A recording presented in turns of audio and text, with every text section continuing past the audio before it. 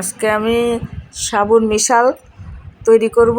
এই যে এখানে বাদাম রাখা আছে, এখানে সাবু, বড় সাবুর দানাটা, এখানে কারি পাতা, এখানে ডাল ভিজানো ছোলার ডাল, এটা ছোট সাবু, ওখানে পাঁপড় ছোট ছোট করে ভেঙে রাখছি, কড়াই বসায় দিচ্ছি, কড়াইতে তেল দিয়ে দিচ্ছি। তোমরা দেখতে থাকো, লাইক করো, শেয়ার করো, কমেন্ট করো। ডালটা ভেজে নিচ্ছি,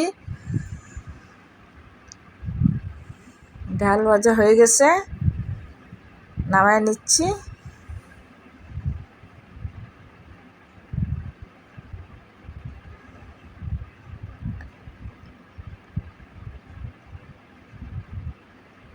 এখন সাবু ভেজে নিচ্ছি।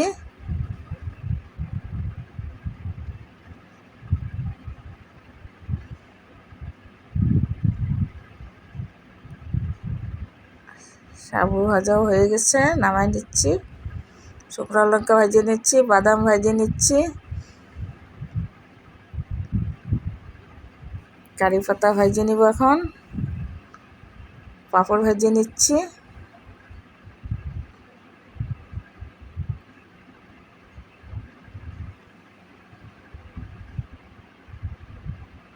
কারি পাতা ভেজে নিচ্ছি।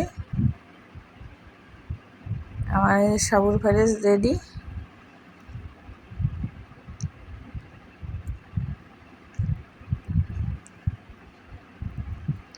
এখন মাইখে নিব শুকনো লঙ্কা ফাটাইয়ে।